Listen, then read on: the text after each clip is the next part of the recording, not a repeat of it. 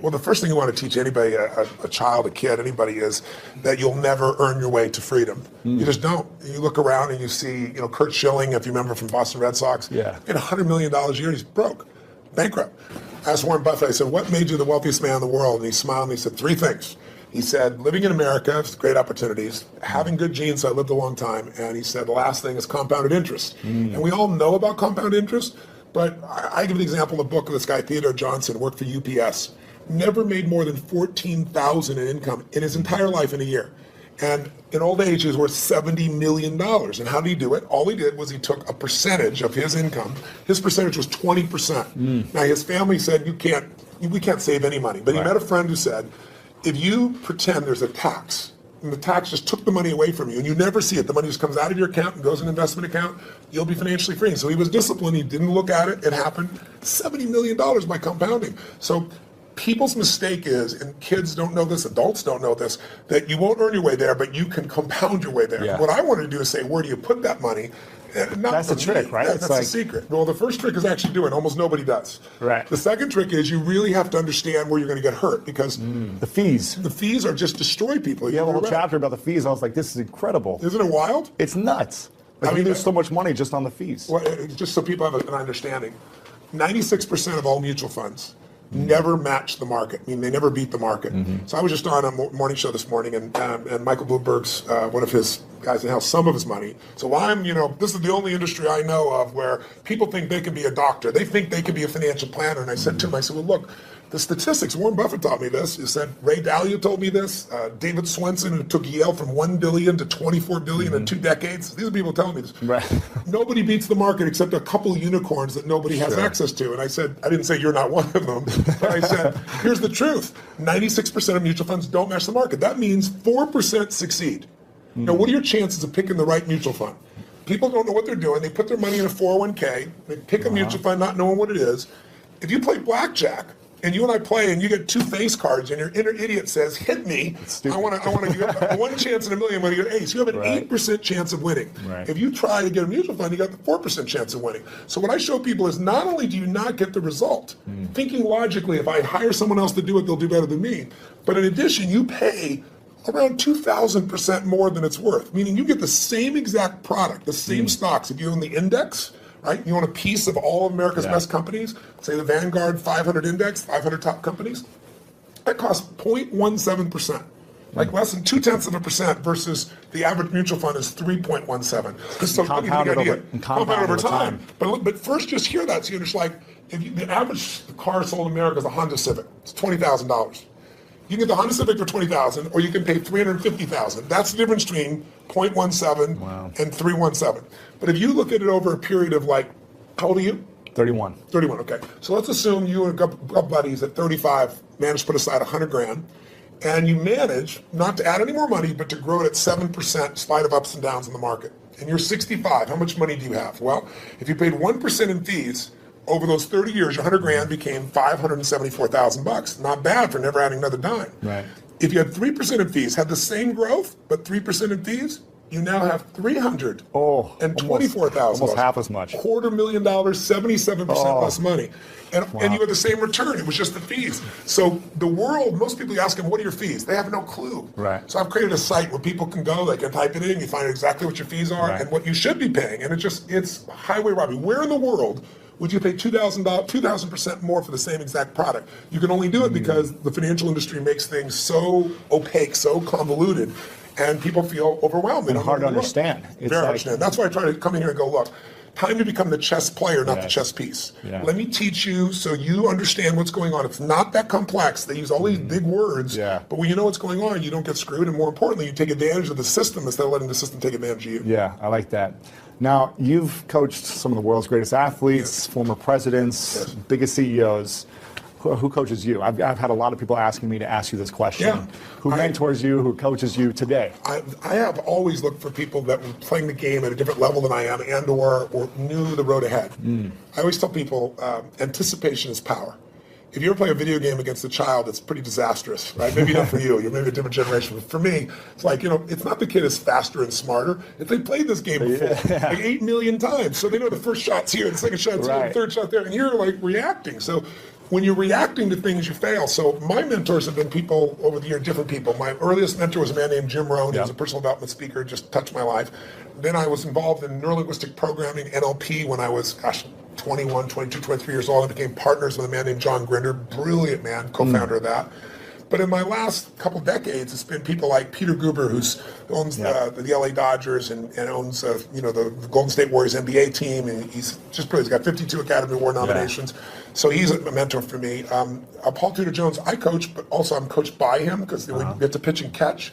And then, I've got some people in my life that, like Steve Wynn is a dear friend of mine, built most of Las Vegas. He's brilliant. And these guys are all 18 years my senior, so they know the road ahead. And I'm able to learn from them in advance and kind of anticipate things. And that, to me, is incredibly valuable. Yeah, very cool. Now, I want to ask you how you personally handle a breakdown. Because I've been to your workshop, and incredible experience. Thank you. And you teach people how to overcome their fears and how to handle breakdowns. But how do you personally deal with it? And do you even have any breakdowns? Yeah, they sent me a list of questions you had just to kind of give me, that was one of the questions. And I was like, it's interesting. It's breakdowns, it's certainly not something I experience. But it's not because I'm so talented or so brilliant or so fearless. It's just, you're like an athlete. You're an athlete. Yeah. You're in shape. Yeah. Right? You're not going to have a reaction in your body like somebody who doesn't take care of themselves. Right. So, I don't believe in emotional intelligence. I think it's useful, but I'm more interested in emotional fitness, because intelligence is a capability. Fitness is a state of readiness. Interesting. If you are fit, you can take that demand right now and you can deal with it. You can deal with that physical stress, that emotional stress. Same thing's true with psychological fitness, emotional fitness, right? So I'm pretty fit, and part of that is not because I'm so smart. Part of it is I've taught this for decades. I remember I had a woman who came to one of my seminars in early 80s probably, and she would run in this room, 10,000 people. I think it was, she went a couple of 10,000 person events, and she would get in this front row and fight her way through there. And she'd jump and go for it. And at one break, she came up to me, I was signing a book for her, and she says, she goes, Mr. Robbins, I've seen you at like 8 of these. I've seen you like when you're really, I know, I can hear your voice, you're hurting, or you haven't slept. And she goes, you always seem to be so up all the time. How come you're so up? And I said, well, part of it is I attend all these seminars. So I'm teaching it. So there's a fitness of that. But there's also, I've buried 3 fathers and 1 mother, and, that affects your life. I've had a physician look me in the eye and say, you have a tumor in your brain. Wow. And so I've had those moments that when you've had extreme stress, and you push your way through it, you build psychological muscle. It's like, it takes a lot to knock me off. In the early days, we didn't have $50,000 to keep the doors open. How do we do it? Then I had, graduated to $5 million. Then I graduated to a partner of mine who kind of didn't do things well, and I ended up owning $100 million because I had to take on his bets. $100 million. But when you do all that stuff, now my companies do $5 billion, a year. So you keep expanding what I would call really the circle of the threshold of your influence. Sure. Everybody has a threshold of control, and if you get beyond it, you kind of freak out. So it takes a little bit more. I can't. So you don't really have breakdowns. I don't have a breakdown. Do I get pissed off or get frustrated or tired? Yeah, but a breakdown, honestly, no. So how do you handle it if you get tired of something? I sleep when I can. Okay, cool. I mean, it's pretty simple. But when I've had challenging times, I have so many tools. Yeah. I pull them out. And mostly it's just like you as an athlete. You don't just physically break down. Right. You take care of yourself. So you're constantly training that. I think most people don't train their mind and emotions. It's like I think the most powerful muscles to me are not physical, they're as strong as important as they are. It's like faith is a muscle, courage is a muscle, determination is a muscle, playfulness is a muscle. Passion unexpressed weakens. Faith untested gets smaller. Yeah. So I'm always, I call it deep practice. I'm always pushing myself to the edge, and pushing yourself to the edge makes you stronger. Yeah. In the book, I was really excited to hear you talk about, you say the secret to wealth is gratitude. Somewhere in the book it says that. And I think maybe it was someone else you were referencing. Yes, it came from Sir John Templeton. And every day I practice gratitude. When I wake up, and every night, I always try to say to my girlfriend or someone I'm talking to before I go to sleep, 3 things I'm most grateful for. That's great. Now, why? So I was pleased to see that. I was like, I'm on the right track if I'm living in gratitude. But why is that the secret to wealth? Well, Sir John Templeton is probably one of the greatest investors in history. People don't know his name. He started out with nothing. He wasn't Sir. He wasn't from another country. He came from the U.S. And he decided that he wanted to understand wealth, and so he saved $10,000, a huge amount of money in those days. And when Hitler invaded Poland, he developed a belief. His belief was, you make your money in times of maximum pessimism. Like if you were around in 2008, 9, you remember what it was like, right? Yeah. You could have bought the Sands in Las Vegas, you could have bought their stock for $2.28. Today it's $67. Wow. It's a 3,000% return. It's not bad. You could have bought Citibank for less than $1, right? So people in those times, he understood that. And so what he did was, and everybody thought the world was going to end, he took $10,000, he bought every stock on the New York Stock Exchange that was $1 or less, including companies everybody thought were going bankrupt. But when things are bad, people think it's going to be bad forever. When things are good, they think it's going to be good forever. And they're always wrong. Life's cyclical. So there's a season for everything. So once we got through World War II and went a few years later, guess what? Those same stocks made him a billionaire. So when I asked him, I said, what's the secret to wealth? His response really touched me. He goes, you know it, you teach it. I said, what's that? He said, gratitude. And I said, why do you say that? He said, because if you got $1 billion and every day you live pissed off and frustrated, the quality of your life is called pissed off and frustrated. Right. But if you have nothing, but you're euphorically grateful for whatever you have, you're the richest person that you're going to know. He said, so it doesn't matter how much money you got if you don't have gratitude. So I do the same thing, by the way. I have a process I call it priming, where I get up every morning. I do mine in the morning. I do this radical change to my body, kind of alter my state. And then I do 10 minutes, I never miss. And my first 3.5 minutes is what I'm really grateful for. And I make myself think of at least one of those three that's something really simplistic instead of something giant. The wind on my face, the look in one of my kids' eyes, something of that nature. And then I do 3 minutes of strengthening, healing. I do 3 minutes of what I'm going to create my world. And I do that for a minimum of 10 minutes every day, because I believe you have to condition it. You don't just hope that stuff shows up. You set your intention each morning. Well, not every day. Yeah, very cool. So what are you most grateful for recently in your life? Gosh, so many things.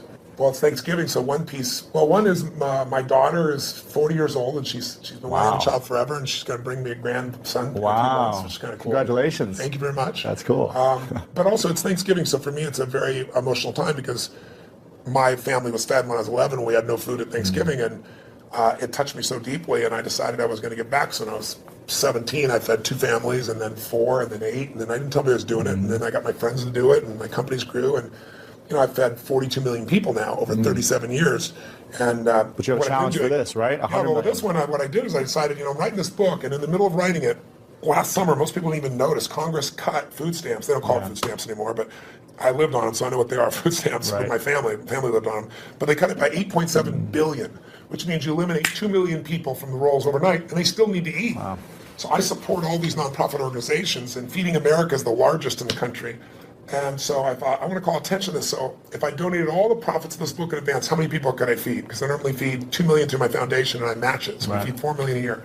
And they said you could feed 10 million people. I was like, wow. I mean, and then as the years gone by, I've gotten more and more inspired. And so now I'm going to feed 50 million people personally, and not just from the book. I'm writing a larger check on top of it. But also, I'm working with Feeding America to get matching funds to feed 100 million people. Incredible. So to go from my family not being able to eat to feeding 100 million people is a pretty amazing sense of gratitude and a sense of grace. And I've done my part, but there's been grace in that as well. It's amazing. It's incredible what you're doing, and very inspiring. So thank you for doing that. So anybody who gets the book, you're feeding I get any from it, it's for you. But it'll also feed an average 50 families every book. 100% is being 100%. done. 100%. Not only 100%, more than that. Yes. That's amazing. Yeah. Now, I think I also read in the book, I don't know if you said this or someone else said this, but the key to living is giving. Yes. Now, I think I might have heard you say this actually back when I first saw you when I was 16 at an event.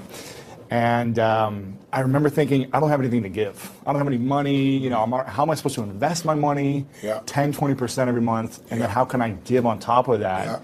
But I really understood that, it's so valuable and important to give. And I work with a lot of nonprofits myself, building schools for kids around the world. That's wonderful. And I've seen a big impact in my life, in the way I'm able to serve people. Sir John Templeton told me that he's never seen anyone tithe, which, tithing is usually 10% of what you earn, for at least a decade, who didn't become incredibly financially free. Wow. And I think the reason is, I had a moment like when my whole life changed. It was kind of twofold. I was really young, like yourself back then, right? Working my tail off, trying to build a business. And you have big goals, you don't always succeed to start with. It doesn't just come together, right? It was hard. And I remember I was so frustrated because I was working 18-hour days and nothing was working, and I was broke, and I felt embarrassed. I should be doing better than this. Sure. And so I was driving home from Orange County on the 57th freeway in San Gabriel Valley, out near a place in Pomona, California. And probably doesn't know anybody else, but I can remember it so vividly because it was almost midnight. And I was at this breaking point. And then I was like, why am I not, doing better? And then I just pulled over the road, and I used to keep these journals. I still have them, written journals. And I wrote in big lines, the secret to living is giving. And I started crying. And I realized I am so focused on what am I not getting. Receiving. I'm not focusing on what I'm giving. Yeah. So for 6 months, man, it turned me around. But then, something else to get in your body. It was in my head, it was in my heart, but it had to get in there to stay. And I started getting through some really tough times, and I lost everything financially. And I was mad at everybody because, like, I'd loaned a friend $1,000, and I'd been doing well, and he didn't even return my phone call. Oh. And what changed me was I was down to, I don't know, $22, $23, something like that. I don't know, it was $24. Enough that I knew that I didn't have money for food for the next week, clearly. And I didn't have any prospects. And I was living in Venice in this 400 square foot bachelor apartment, feeling sorry for myself, getting pissed off. And I thought, you know what, I got to eat. So I'm not going to drive my car because I'm not going to spend the gas. I'm not going to pay for parking. Sure. I'm going to go to an all-you-can-eat place and load up for the winter, right? So I can get more, like one meal a day. Right. And so there's a place called Marina del Rey, not far from Venice. And it's a beautiful community, and it's right on the water. And there's a place called El Chorrito. It's still there. It's a little restaurant. It had taco bar and all that kind of stuff. So I walked there for the 3 miles, and I go, I'm going to go and load up. And I was all about myself and getting through this. And this woman walked the door, actually a very attractive lady. That's probably why I caught my attention. And I'm waiting to see who her boyfriend is, and there's nobody up there. There's a little guy down here. It was obviously her son. And he's wearing this 3-piece suit, a little vest. He opens the door for her. He pulls out the chair for her. And it was just, he stared into his mother's eyes. I mean, it was just pierced into her eyes. I don't know what it was. It was something about him was just so moving. He was such a sweet, caring, loving young man to his mother that moved me. So I paid for my meal. I don't know what was left, $17, $18. Put it back in my pocket, what was left. Walked up to this young man, introduced myself, and I said, hi, I don't remember his name. I think he said his name was Ronnie. And I said, Ronnie, I said, you're a class actor. I saw how you opened the door for your lady. I saw you held up the chair for your lady. He goes, she's my mom. I said, that's even more classy. Right. And I said, it's so cool that you're taking her out to lunch like this. And he goes, well, I'm not really taking her lunch because I'm just 11 and I don't have a job, Right. I said, yes, you are. And I had no plan. I just reached in my pocket, took all the money I had, changed dollar bills, and threw it right there in front of him. He looked at me like this. He goes, I can't take that. I said, sure you can. He said, well, why? I said, because I'm bigger than you are. And he got this big grin on his face. His eyes got this big. And I just shook his hand. I didn't even look at his mom. And I just walked out the door. But the reason I tell you the story is I had no car. I had no money. I was euphoric. I was like flying home. I was like, I probably looked like an idiot, probably skipping or something. I mean, I was just, and what I felt was, I should have been like, what the hell did you just do? I have no meal. What are we going to eat? Right. I went home that night, I laid out a plan. And the plan was going to take me, 10 days, 2 weeks. So I thought, well, people fast for a week. I could fast for a week, that type of thing. And I have this great mindset about it. And I woke up the next morning, and I get the old regular snail mail shows up. And it's this guy I've called a zillion times who wouldn't return my call. I open it up, there's a check, $1,000 plus interest and an apology. Wow. So I'm sitting there, and I started to cry, honestly. And I was just like, why did this happen, And I don't know if it's true, but I decided that day this happened because I did the right thing. Because I didn't have a plan. It wasn't a strategy. I just felt this little soul beside me. I knew it was right, and I did it. And I didn't do it because I thought I could or I couldn't. I didn't even think about it. And that's the day I became a wealthy man, because I didn't have any money, but scarcity left my body. And I had plenty of ups and downs since that time, in various times in my life, but I never went back to that, oh my God, how's it going to happen? It's like breathing. Do you stop and say, God, is there going to be any air before you take a breath? You know it's going to be there. Right. You don't run your life by that aspect. And so that to me is what it's about, is showing people, if you won't give a dime out of a dollar, don't bullshit yourself. You'll never give $1 million out of 10 million or 10 million out of 100 million. It's just not going to happen. But if you can do that now, you don't ever get beyond scarcity. You start behind it. You make a decision to get beyond it. So how does someone, when they're living in scarcity, they're living in fear, and it's like this emotional feeling, it's in your body, like you say, when you're like, I can't even pay for my meal, how am I going to start giving? What are some things that people can do to start overcoming that mindset, or start strengthening it, or shifting it? So I'll tell you a couple things. I'll tell you what I did when I was first on my own. I got my mom kicked my dad out when I was 17. She was a very powerful woman. I had 4 fathers, so they all learned how to get the boot. She thought I was on his side, so she kicked me out next. I was 17. She chased me out with a knife. She wouldn't have hurt me, but I wasn't going back in the room. Wow. And that's how I figured out what to do.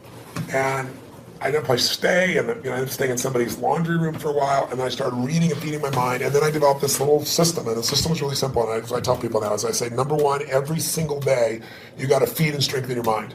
Until you do that, you're always going to be in fear, because fear is automatic. The human brain is designed for survival. It's not designed for success. Your brain is not designed to make you happy. That's your job. And the only way you're going to do it is if you feed your mind, because otherwise, weeds grow automatically. My coach, my mentor, Jim Rohn, used to tell me, so Tony, every day you got to stand guard at the door of your mind. You got to watch what's going in, because if you're not careful, stuff will go in. And he said, all the times it's somebody who cares about you. He said, if your family, if your worst enemy puts sugar in your coffee, he said, what happens? I said, you got sweet coffee. He goes, what if your best friend by accident, or your family, don't mean to, they drop one drop of strychnine in your coffee, you're dead. He said, so life, sugar, and strychnine, and watch your coffee, right? Right. So every day I decided, I'm old enough, honestly, there was no internet those days. I'm pretty ancient. I used to go to the library, because it's the only place you go. And I'd read biographies. I'd read people's lives, and it would make me go, wait a second, as bad as I think it is, the greatest people in the world had it worse. Sure. So there's something here. So you feed your mind.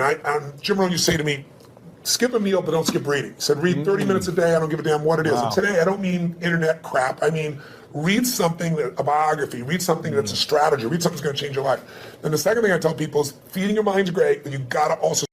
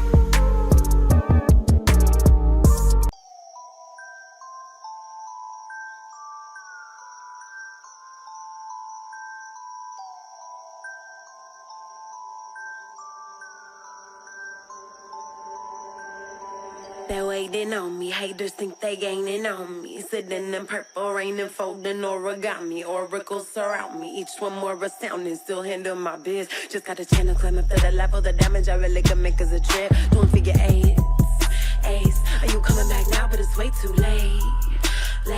Just tryna be grateful, just tryna be great. Yeah, and one thing it taught me is this is the moment to get it. So have faith and don't hesitate. Where my bad girls at? From the front to the back, front to the front to the front to the front to the front. But it work right now. Put it work, let me see, put it work. Put it work, let me see, put it work. Work. Put it work.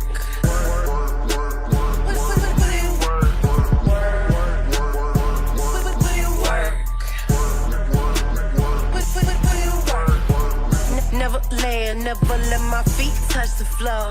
I just flow in my zone, you can't touch us though. Keep it moving, UFO, I just got to go. I can't touch the floor. Take that, break that with a bit. Strengthen your body. And you do that as an athlete naturally.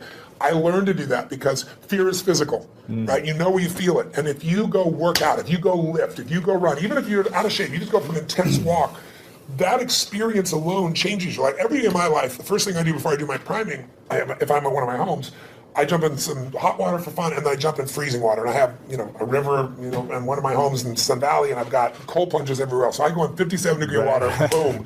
And what it does is it's teaching my brain, I tell my brain what to do, and it does it. It doesn't feel like it, doesn't want to do it, and every cell in your body is alive, right? So it doesn't have to be 2 hours worth of something. It can be something you do for 30 seconds, but it's training your body to be strong, because a strong body creates a strong mind and vice versa. Yeah. The third thing I tell people is find a role model. It seems impossible until you see somebody who's done it. So, Ray Dalio is one of the greatest investors in history. The guy was a caddy, right? His dad was a jazz musician. His mom was a homemaker. He's worth $14 billion. He found someone to mentor him. He found multiple people to model. Right. You don't always find a mentor, but you find somebody you can model. And when you start seeing that somebody else can do it, and you see they really did, you start to believe, you start to get certainty. And then the fourth thing I tell people is it's massive action and constantly change your approach, and then it's find somebody worse off than you are and help them. Because when you do that, it gets you out of yourself. And that's what I really have people do. That's what we do at Thanksgiving. We have our basket brigade where 2 million people get fed. Amazing. Not the one I do, the one that I get people to do. And it's amazing. People go in there and they see, my God, I thought my life was tough, but look at this person's life. It makes you appreciative. It puts life in perspective. Yeah, very cool. Now, talking about feeding the mind, if you could only leave 3 books behind, it's the end of your life.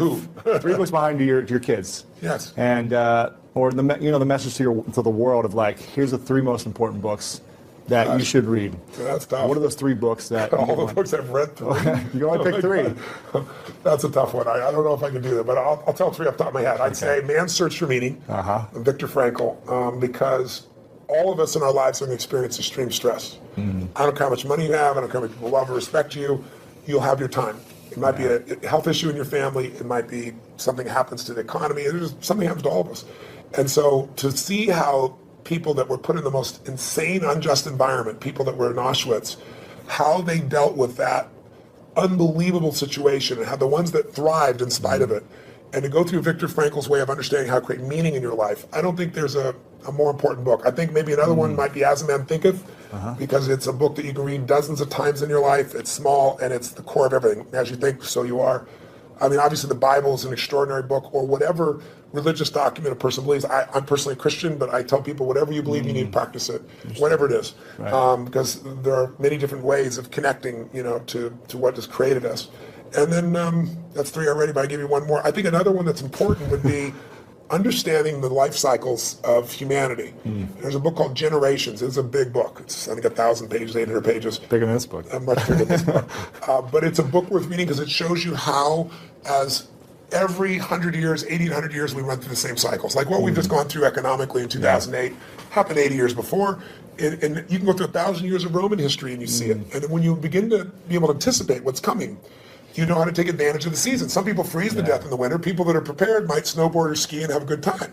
So it's a brilliant book, and it's by Strauss and Howe. It's worth reading. Cool. All right. So those are 4. I'm curious. Why didn't you recommend one of your books? I don't think I'm the best book in history. I'm just teasing. I'd frankly have put some in an event. Exactly. Yeah. Events are incredible. This is a question from your son. Yes. And I said, is there any question you haven't asked your dad that you're still curious about? And he said, yeah.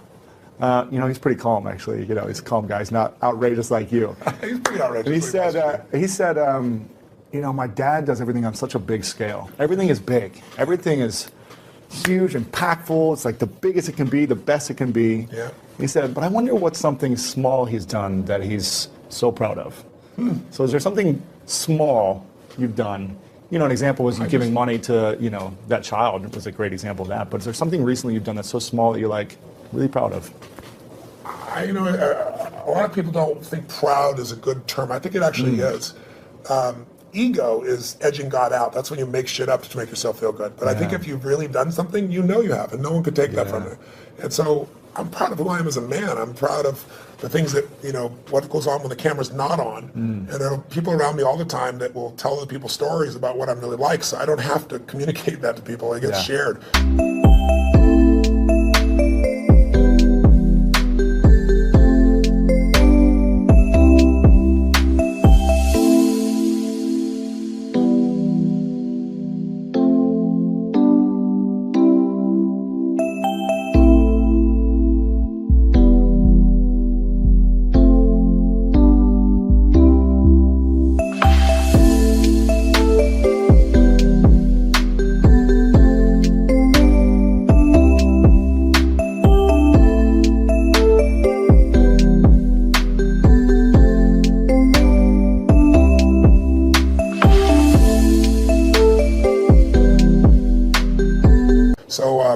I don't know. There's so many things in life. I don't measure them as big versus small. Sure. My wife was somebody who would see one person and be thrilled, and I had to see 10,000. I think so. She's balanced it out for me. I feel like life is short, and while you're here, I want to have the most impact that I can. So I go deep and I go wide.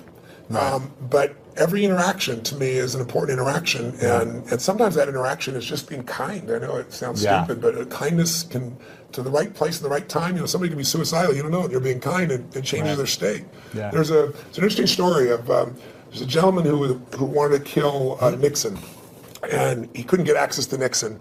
It's a true story. And so he wrote a journal, that's how we know the details of it, and he decided he's going to go after Wallace, and he's going to shoot Wallace, and he actually did do that shooting. And when they read his journal, it was fascinating. He didn't want to kill Nixon because he didn't like him or Wallace. He just wanted to be famous. He wanted to be worth something. And one of the reasons he didn't kill Nixon is he was going after Nixon, and he was this far from the president, and an old woman bumped into him just as he's reaching his pocket to get this gun. And in the middle of this, everything's frenzied. He wants to shoot, become the most famous man, another one of those assassins. And this woman grabbed his hand and said, "I'm so sorry. I'm just so sorry." Really? And he said in his journal afterwards, his hand was on the gun. Wow. And her looking in his eyes with this love in her eyes and this kindness in her eyes, he said, "I couldn't make her witness that," and he put the gun away. Oh, man. That saved Nixon's life. Wow. Right. So we went after Wallace, But that's the power of a moment of kindness. So I think we underestimate. Somebody came and fed my family when I was 11 years old. Obviously the person must not be alive still because I've told the story these last 20 years. And they haven't reached out to me. Yeah. But I mean, imagine what the impact of that was by that one little act of kindness. Crazy. Yeah, amazing. So you go back to 31. You're 31. You're my age. Yeah. What are the 3 things you do with your money based on the information in this book? We talk a lot about asset allocation. Yes. The fees, understanding where you're putting your money, and understanding finding a fiduciary, right? Yes. We talk a lot about that, but what would you do if you're making... Knowing what I know today? Yeah, go back, you're 31 years old, what would you be doing? Well, three things you do first.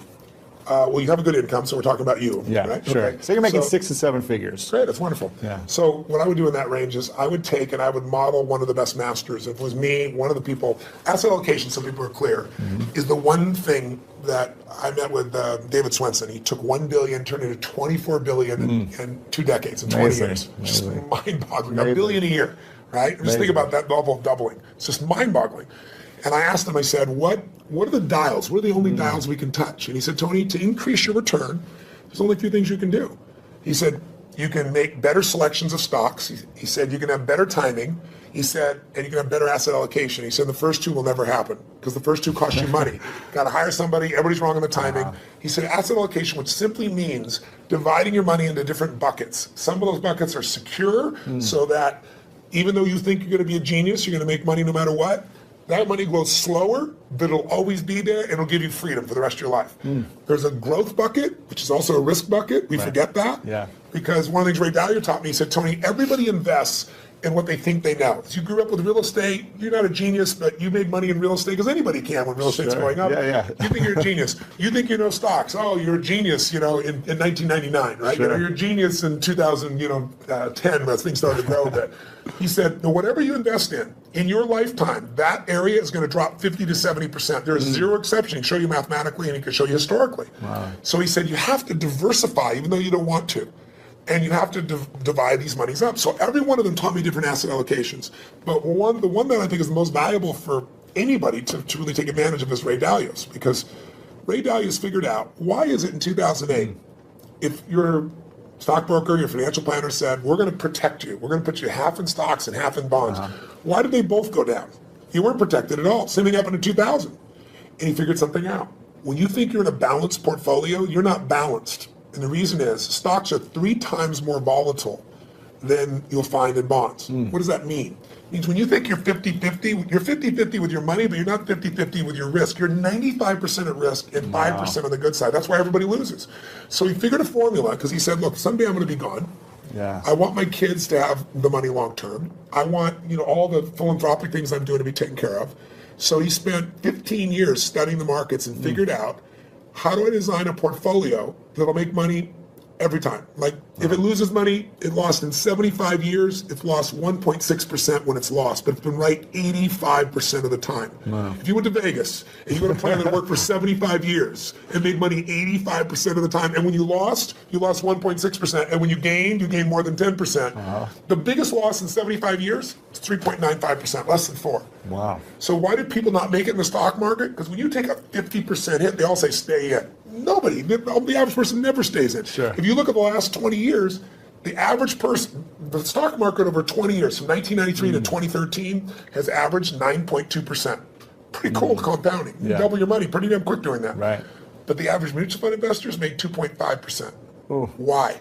Because they freak out, they sell when it goes down, they buy when it's looking good, it's just the wrong time to buy it. They don't know what to do. So what Ray Dalio's strategy does, and by the way, he's never shared this strategy ever publicly. And he gives it in here. He gives it in here, which is mind-boggling. I pushed him, I teased him, I cajoled him. In the end, I said, look, you're not taking any more money, help the average guy out. He lays it out. You can do it yourself, or you can have someone else do it for you, but it takes 15 minutes a year and 85% success over 75 years. And I can take any time period, the last 30 years. He lost money 4 times. One of those is 0.003%, so it's really break even. So, and again, the most he ever lost, less than 4%, average 1.9%. So if you're looking for a plan, I'd put some money there. Then the other money that I would do is I'd take some of that money and I'd look at what are the biggest trends. I have a lot of my money also in senior housing. And the reason is twofold. It's a demographic inevitability. There's this giant wave of baby boomers, and there isn't enough senior housing to take care of them. And I like it. I like to create a quality place for someone to be able to be lived and taken care of and so forth. But there's huge income from it, and there's the growth in the asset itself. Sure. So I'd be looking at what are the big trends, but I would make sure I locked down a segment of my money that just, I took a percentage of my income no matter what, and I made it really big, and I made it so I never have to work again. And that's where I am now. I don't have to work. And what's ironic is, when you interview people that make at least $750,000 a year, right, just under $1 million, 80% of them say they'll never retire. When you interview people that make a very little amount of money, they all talk about wanting to retire. Right. And the people that do retire say they'll retire after 75. Like, Steve Williams, my buddy, he's 72. Warren Buffett's 84 now. Still working. I met with Jack Bogle, who created Vanguard. He's been in the business 63 years. Wow. He's 85 years old and such a genius.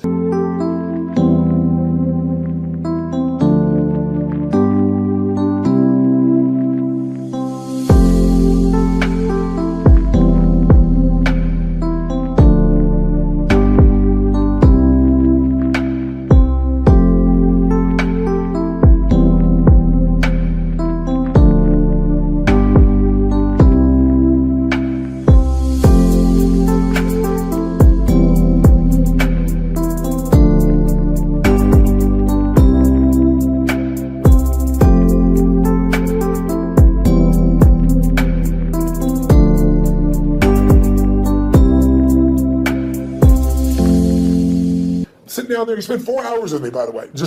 I came by for 45 minutes. He wrote in the book here, he goes, Tony Robbins came by for 45 minutes. 4 hours later, I had the most provocative and probing interview of my life, he said.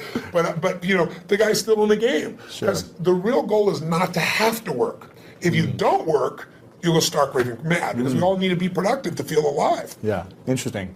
A couple questions left for you. Sure. One of them is, what's your definition of greatness? I don't know. I think everyone has greatness. I don't like that separation. I respect it, because in sports, I think it's really easy to measure. But sports is one aspect of life. I think everyone has the opportunity to be great. To me, being great is being outstanding, to stand out from all the rest. And as you know, in sports, it can be by a few microseconds, right? In the Olympics, it can be a nose hair, and you stand out. If you stand out, you show other people what's possible. Not everybody likes that. Some people get angry and think you're showing them up. Other people get inspired. I've always been inspired by somebody who's the best in the world at what they do. And so I think greatness is somebody who just will not settle and finds a way to do, be, share, and create in life what they want, as opposed to fitting in. I think most people are trying to not be rejected. I wrote in this book, I took a quote from Aristotle saying, how do you really live your life? Well, if you don't want to upset anybody, it's really simple. Don't do anything, don't say anything, don't be anything, and everybody will like you. But if you want to have a quality life, I think you just have to put yourself on the line. And so to me, greatness is people that put themselves on the line, they keep growing, they won't settle. So what's next for you? What are you still up to? I mean, why are you going after inspiring 100 million people, feeding 100 million people? What's next? Why not? Right? It's like, what else are you doing in your life? I look at, there are lots of challenges. I mean, this is a problem I wanted to go after. It's a problem because people are being abused by a system that nobody means to abuse it. It's just, it's not an evil system. It's just, you have large corporations that are set up to make a profit, and that's their job. They're not set up to make you as an investor more profitable. So they take care of their shareholder first. So they get all the fees they can. They manipulate the system. So I want to give people freedom. To me, that's valuable. But what I do with my life is I look at what I see that moves me. I always tell people ask me about speaking, they say, how do you be an effective speaker? I said, don't speak about shit you're not passionate about. And that you don't have a true edge where you can help somebody. Yeah. If you can add massive value and you're passionate about it, then talk about it. Otherwise, shut that. You know what up? That's my view. So when I find things that I'm very passionate about, I like to go deep. I think we live in a Facebook world, a Twitter world, a tweeting world, texting world where people are, by technology, not realizing they're becoming more and more shallow. I mean, there are people ending relationships by texting now. Right. It's like, it's just, are you kidding me? They go, why is the person upset? I can't understand. Did you see this? I texted you. And I look at them going, are you kidding? But technology is making us think that our Facebook friends are our friends. I mean, give me a break. There's only a few friends you can go deep with. You can't have 10,000 friends and go deep. And I think a lot of people are dissatisfied because technology is making us go faster and faster. So I look for things to go deep in. And I think in our lives, there's a few areas that matter. Your body, your emotions, your spirit, your relationships, your economics, your business. Those half dozen or so areas I like going deep in, and I'm going to keep doing it.